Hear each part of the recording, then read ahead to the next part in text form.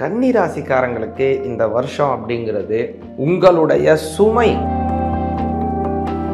ஏற்கனவே வாங்கின சொத்து இல்லை, ஏற்கனவே வாங்கின கடனையே அடைக்க முடியலங்க, நாங்கள் எங்கெங்க சொத்துக்கள் வாங்க போகிறோம் நீங்கள் நினைக்கலாம். கடன் வாங்க வேண்டிய சூழ்நிலைகள் ஏற்பட்டு அதற்கான வாய்ப்புகள் உருவாகுதுங்க. அது மட்டும் இல்லைங்க, 10ல் ஒரு பாவியாவது இருக்கணும்னு சொல்லுவாங்க. ஏன்னா ஜீவன வலிமையானா தான் உங்களுக்கு பணங்காசுகள் வரும். கெட்ட நண்பர்களின் கெட்ட சகவாசங்கள் விட்டு ஒளிவதுன்னு, குழந்தை இல்லாதவர்களுக்கு குழந்தை பாக்கியம் கிடைக்கும்படியான சூழ்நிலைகளை உருவாக்குறாருங்க. ரொம்ப வகையான மன அழுத்தம் உங்களுக்கு இருந்திருக்கும். அவைகள் எல்லாமே கன்னி ராசிக்கு உண்டான பலன்களை இந்த 2025 எப்படி வழங்குது அப்படிங்கிறத கொஞ்சம் விரிவாக பார்ப்போங்க. நல்லா கேளுங்க.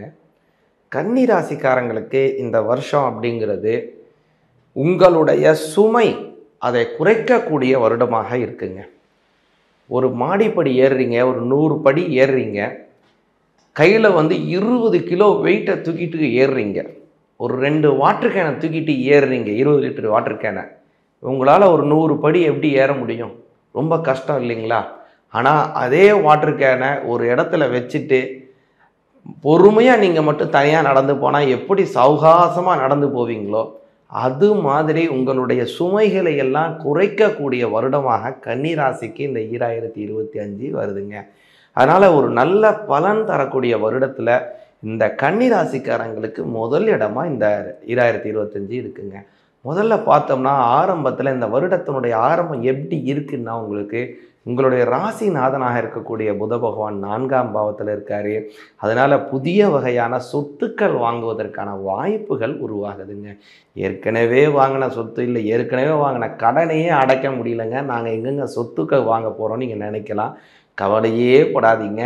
5ஆம் அதிபதியாக இருப்பவர் சனி பகவான். அந்த சனி பகவான் இந்த வருடம் உங்களுக்கு 6ஆம் பாவத்தில் இருக்கார், வக்ரகதியை மேற்கொள்கிறார்.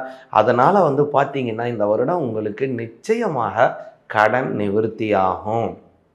சனி பகவானுடைய அந்த காலத்தில் உங்களுக்கு ஏற்கனவே இருந்த கடன் நிவர்த்தி ஆவது மட்டும் இல்லை, உங்களை நீங்கள் அப்கிரேட் பண்ணிப்பதற்கு, அதாவது உங்களுடைய வாழ்க்கையில் வளர்ச்சி அடைவதற்கு, உங்களுடைய தொழில் முன்னேறுவதற்கு, உங்களுக்கு நல்ல விதமான சுய கௌரவங்கள் ஏற்படுவதற்கு உங்களுக்கு பொருளாதார உதவிகள் தேவை, நிதி வரவுகள் ஏற்படுறது, அந்த ஃபண்டிங் தேவை இல்லைங்களா? அதுக்கு கண்டிப்பாக ஒரு கடன் வாங்க வேண்டிய சூழ்நிலைகள் ஏற்பட்டு அந்த கடனும் சுமூகமாக உங்களுக்கு கிடைப்பதற்கான வாய்ப்புகள் உருவாகுதுங்க.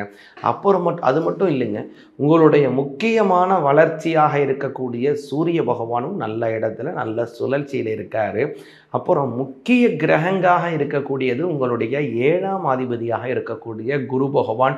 அவர் 9ஆம் இடத்துல வக்ரம் பெற்று தான் இந்த வருஷத்தை ஆரம்பித்து வைக்கிறாருங்க.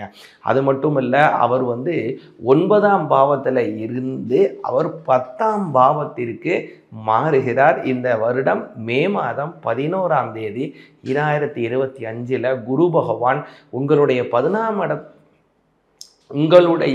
10ஆம் இடத்திற்கு 9ஆம் இடத்திலிருந்து பெயர்ச்சி அடைகிறார். 10ல் குரு கொஞ்சம் கஷ்டம்னு நினைக்காதீங்க, 10ல் ஒரு பாவியாவது இருக்கணும்னு சொல்லுவாங்க. ஏன்னா ஜீவன வலிமையானா தான் உங்களுக்கு பணங்காசுகள் வரும். ஜீவிதம் மனோகரம் அப்படின்னு சொல்லுவாங்க. எதனால் அப்படி சொல்கிறாங்கன்னா, ஒரு வாழ்க்கையில் ஒரு மனிதன் வாழணும், ஏதோ ஒரு ஜீவராசி வாழணும்னா இந்த பூமியில் அந்த ஜீவராசிக்கு ஒரு பற்று, இந்த பூமி மீது ஒரு ஜீவராசிக்கு ஒரு சந்தோஷம் இருந்தால் தான் அந்த ஜீவன் வாழ முடியுங்க. அந்த வகையில் 10ஆம் இடத்திற்கு வரக்கூடிய குரு பகவான் உங்களை சுற்றி இருக்கக்கூடிய சுற்று வட்டாரத்தை உங்களுக்கு சாதகமாக, உங்களுக்கு சந்தோஷம் தரும்படியான சூழ்நிலையை மாற்றுவாருங்க. அது ரொம்ப நல்ல அபரிமிதமாக இருக்க போகுதுங்க உங்களுக்கு. அப்புறம் இந்த சனி பகவான் 6ஆம் இடத்துல இருக்கிறார் இல்லைங்களா, அவர் வக்ரம் அடைகிறாருங்க. நவம்பர் மாதம் 18ஆம் தேதி வரை, ஜூலை 22லேருந்து நவம்பர் 18 வரை அந்த சனி பகவானினுடைய வக்ர காலம் இருக்க போகுதுங்க.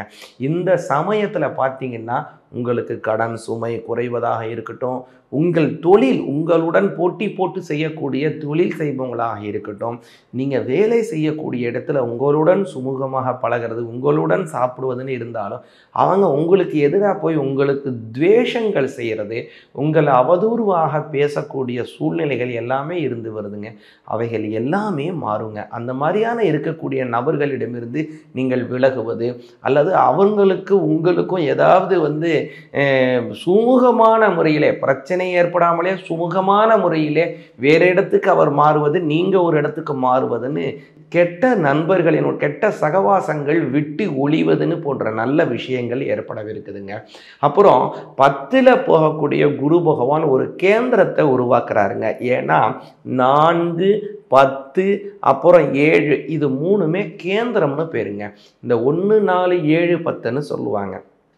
இது இந்த 4 கார்னர்லையும் இருக்கக்கூடியது தான் இந்த 1, 4, 7, 10ன்னு சொல்லுவாங்க. இந்த கேந்திரம்ங்கிறது ஒரு முக்கியமான அமைப்பு. அதற்கு அது மாதிரியான சூழ்நிலைகளை இந்த குரு பகவான் உருவாக்குறாருங்க. 4க்கும் உடையவர் குரு பகவான் கன்னிராசிக்கு. அதே மாதிரி கலத்திரஸ்தானம் 7ஆம் பாவத்திற்கும் உடையவர் குரு பகவான். அவங்க 10ஆம் இடத்துல ஜீவனஸ்தானத்தில் வலிமை அடைகிறதுனால 1, 4, 7, 10 அப்படிங்கிற அந்த கேந்திரம் உங்களுக்கு வலிமையாகுது. இந்த கேந்திரம் வலிமையானால் தான் குழந்தை பாக்கியம் கிடைக்கும். அதனால தான் பார்த்தீங்கன்னா திருமண பொருத்தம் பார்க்கும்போது மா கேந்திரம்னு சொல்லக்கூடிய அந்த மா கேந்திரம் பொருந்தி இருக்கா பாருங்க, குழந்தை பாக்கியம் 2 பேருக்கும் நல்லா இருக்குமா பாருங்கன்னு சொல்லுவாங்க. அந்த மா கேந்திரம் அந்த கேந்திரத்திலேயே ரொம்ப முதன்மையானது மா கேந்திரம். அப்படியான மா கேந்திரமான இந்த அமைப்புகள் உங்களுக்கு உருவாக்குறதுனால குழந்தை இல்லாதவர்களுக்கு குழந்தை பாக்கியம் கிடைக்கும்படியான சூழ்நிலைகளை உருவாக்குறாருங்க. அதனால நல்ல வளர்ச்சிகள் கன்னிராசிக்காரங்களுக்கு இந்த வருஷம் அமைய போகுதுங்க. அது மட்டும் இல்லாமங்க, உங்களுக்கு ஒரு அபரிமிதமான வளர்ச்சியை தரக்கூடியது யாருன்னா உங்க ஜென்மஸ்தானத்தில் இருக்கக்கூடிய கேது பகவான். அவர் தான் ரொம்ப கஷ்டத்தை கொடுத்து கொண்டு இருக்கிறார். அவர் அபரிமிதமான வளர்ச்சி தரும்படியா 12க்கு போறாருங்க. அது எப்ப நடக்குது அப்படின்னா பார்த்தீங்கன்னா ஏப்ரல் மாதம் 26ஆம் தேதி 2025 கேது பகவான் உங்களுடைய ஜென்மஸ்தானத்தை விட்டு உங்களுடைய 12ஆம் பாவத்துக்கும், அதே மாதிரி ராகு பகவான் 7ஆம் பாவத்திலிருந்து 6ஆம் பாவத்துக்கும் அப்படியே மாறுறார். எல்லா கிரகமும் இப்படி பிரதக்கணமாக சுற்றி கொண்டு இருந்தால் ராகுவும் கேதுவும் அப்பிரதக்கணமாக சுற்றும். எல்லாமே சூரியன் பார்த்தீங்கன்னா மேஷம், ரிஷபம், மிதுனம், கடகம், சிம்மம், கன்னி, துலாம், விருச்சிகம்னு வரும். ஆனால் ராகு கேது மட்டும் அப்படியே பின்னோக்கி வந்துட்டு இருக்கும். அதாவது மீனம், கும்பம், மகரம், தனுசு, விருச்சிகம் அப்படின்னு பேக்கில் போயின்னு இருக்கும். அப்போது ராகுவும் கேதுவும் இப்படி மாறுறதுனால உங்களுடைய ஜென்மஸ்தானத்தில் இருந்து கேது 12க்கு போகிறதுனால முன் சொன்ன மாதிரி தான் ரொம்ப வகையான மன அழுத்தம் உங்களுக்கு இருந்துருக்கும். அவைகள் எல்லாமே குறைய போகுதுங்க. முன் சொன்ன மாதிரி அதிகப்படியான வெயிட்டை தூக்கிட்டு நடந்தால் எப்படி நடந்துட்டு இருக்குமோ அப்படியான சூழ்நிலைகளில் தான் நீங்கள் இப்போ இருக்கீங்க. அந்த வெயிட்டை வச்சுட்டு நீங்கள் இப்போ நடக்க போகிறீங்க. அதனால் உங்களுக்கு சுமூகமான முறையிலே நல்ல வளர்ச்சிகள் ஏற்படும்படியான அமைப்புகளை உருவாக்குறாருங்க. அதனால் கன்னி ராசிக்காரங்க இந்த ராகுவும் கேதுவினுடைய அமைப்பு இப்படி இருக்கிறதுனால பிள்ளையாரை வணங்கணுங்க. குலதெய்வத்தை வணங்கி வரணும் கன்னி ராசிக்காரங்க.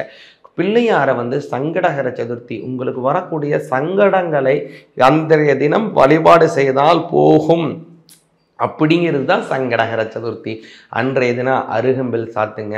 அவருக்கு பிடிச்சமான பழம், அவருக்கு விநாயகப் பெருமானுக்கு ரொம்ப பிடிச்சது என்னன்னா பழங்கள் பிடிக்கும். அந்த பழங்களை பஞ்சாமிர்தத்துக்கு நறுக்கி அந்த பஞ்சாமிர்த அபிஷேகம் செய்யுங்க, பிள்ளையாரை வழிபாடு செய்யுங்க, நல்ல பலன்கள் உங்களுக்கு கிடைக்குங்க. சிவாய நமக.